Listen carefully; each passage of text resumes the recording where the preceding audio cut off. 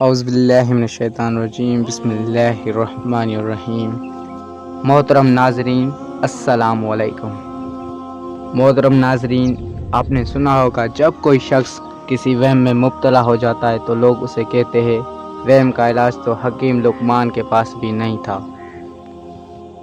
حکیم لقمان کون تھے؟ لقمان حکیم لفظ دیکھ کر دوا دینے والے حکیم نہیں تھے، بلکہ ان کو اللہ تعالیٰ نے فہم و فراست اور عقل و شعور عطا فرمایا تھا۔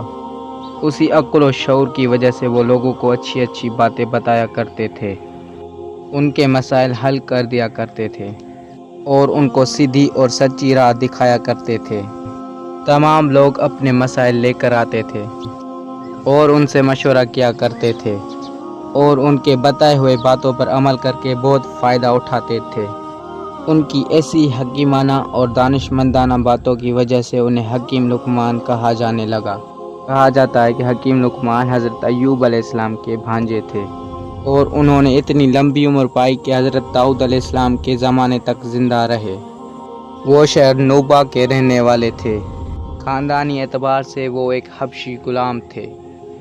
ان کے چہرے کا رنگ بالکل سیاہ ناک اور چپٹی تھا اور وہ بکریاں چرایا کرتے تھے، لیکن ان کے عادات بہت اچھی تھی اور وہ بہت اعلیٰ اخلاق کے مالک تھے۔ انہوں نے اپنی زندگی کے چند اصول ایسے بنا رکھے تھے جو اللہ تعالیٰ کو بہت پسند آ گئے۔ اللہ تعالیٰ نے انعام کے طور پر ان کی حکمت یعنی غیر معمولی فہم و فراست سے نواز دیا۔ آپ نے علامہ اقبال کا یہ شعر ضرور پڑھا اور سنا ہوگا کہ خودی کو کر بلند اتنا کہ ہر تقدیر سے پہلے خدا بندے سے خود پوچھے بتا تیری رضا کیا ہے۔ یہ شعر لقمان حکیم پر صادق آتا ہے، کیونکہ جب اللہ تعالیٰ نے لقمان کی خوبیوں سے خوش ہو کر انہیں اپنی خاص رحمت سے نوازنا چاہا تو ان کے پاس اپنا فرشتہ بھیج کر ان کی مرضی معلوم کی۔ کہتے ہیں کہ ایک روز جبرائیل علیہ السلام لقمان حکیم کے پاس تشریف لائے اور اللہ تعالیٰ کا پیغام سنا کر اس نے پوچھا کہ حکمت لینا پسند کرو گے یا نبوت؟ حضرت لقمان کیونکہ بہت سمجھدار تھے، انہوں نے خوب سوچ سمجھ کر جواب دیا، یوں تو اللہ تعالیٰ کا حکم اور اس کا حکم سر آنکھوں پر ہے، میری کیا مجال کہ اس کی کسی بات سے انکار کروں، لیکن جب اس نے اظہار مہربانی میری مرضی معلوم کی ہے تو عرض کروں گا مجھ کو حکمت چاہیے۔ چنانچہ اللہ تعالیٰ نے ان کو ان کی مرضی کے مطابق حکمت عطا کر دی۔ جب لوگوں نے ان سے پوچھا کہ تم نبوت کے مقابلے میں حکمت کیوں پسند کی تو کہنے لگے، بھائیو، نبوت کی ذمہ داری اٹھانا ایک عام انسان کے بس کی بات نہیں ہے۔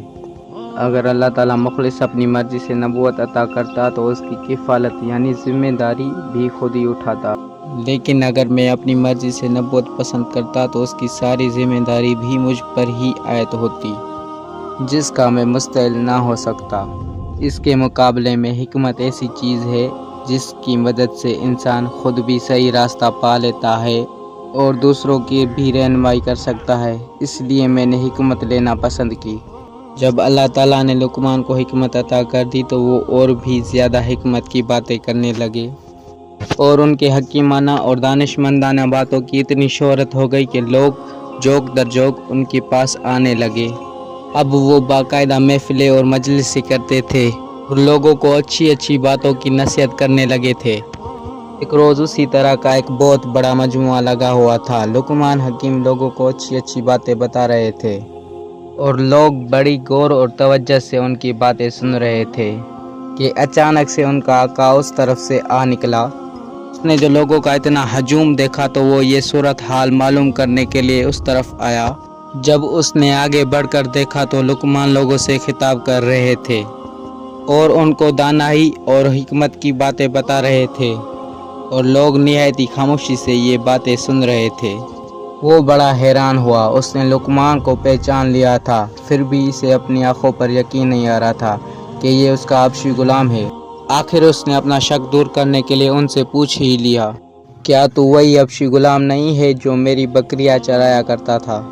لقمان نے اقرار کرتے ہوئے جواب دیا، بے شک میں وہی ہوں۔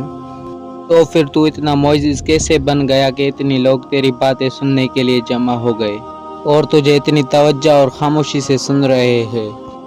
آقا نے حیرت سے لقمان کی طرف دیکھتے ہوئے پوچھا، مجھے اللہ تعالیٰ نے حکمت عطا کی ہے۔ لقمان نے عاجزی اور انکساری سے جواب دیا، بھلا ہمیں بھی تو معلوم ہو کہ تیرا وہ کون سا عمل ہے جس کی سبب خدا نے تجھے اتنا باعزت کیا۔ آقا نے اسی حیرت کے ساتھ لقمان حکیم سے دوسرا سوال کیا، میری زندگی کے چند اصول ہیں جن کے سبب خدا نے مجھے یہ عزت بخشی ہے۔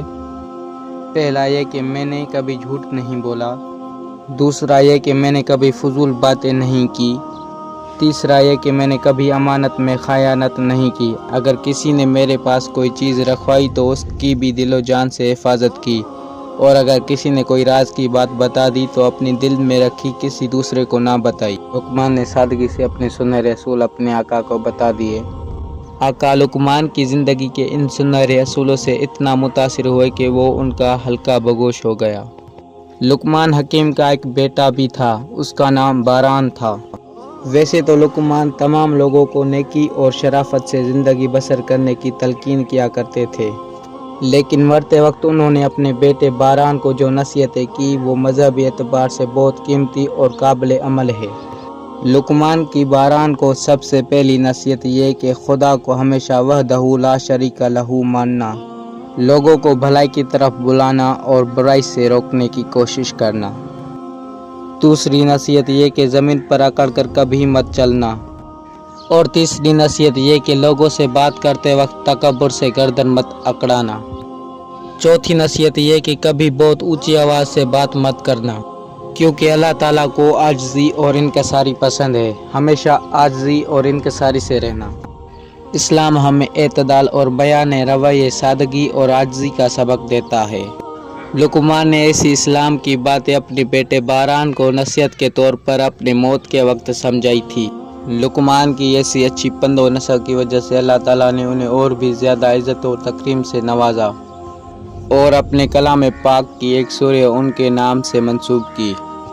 اپنے قرآن پاک میں سورہ لقمان ضرور پڑھی ہوگی، اور اس سورہ میں ان کی حکمت کی باتیں تفصیل سے موجود ہیں۔ اچھی باتیں کرنے سے اللہ تعالیٰ کتنا خوش ہوتا ہے اور انسان کو کتنی عزت و شہرت بخشتا ہے۔ اچھی باتوں کی وجہ سے لقمان جیسے بد شکل حبشی غلام کو اتنی عزت اور ناموری حاصل ہوئی۔ ہمیں بھی چاہیے کہ ہم اپنی زندگی کے کچھ اچھے اصول بنائیں اور ان پر کاربند ہو، تاکہ ہم بھی دین اور دنیا میں ایسی عزت و شہرت پا سکیں۔ دوستوں، میں امید کرتا ہوں میری چھوٹی سی یہ کوشش آپ کو پسند آئی ہوگی۔ دوستو، اگر آپ کو ایسی مزید ویڈیو سننی ہو تو ہمارے چینل کو ضرور سبسکرائب کریں۔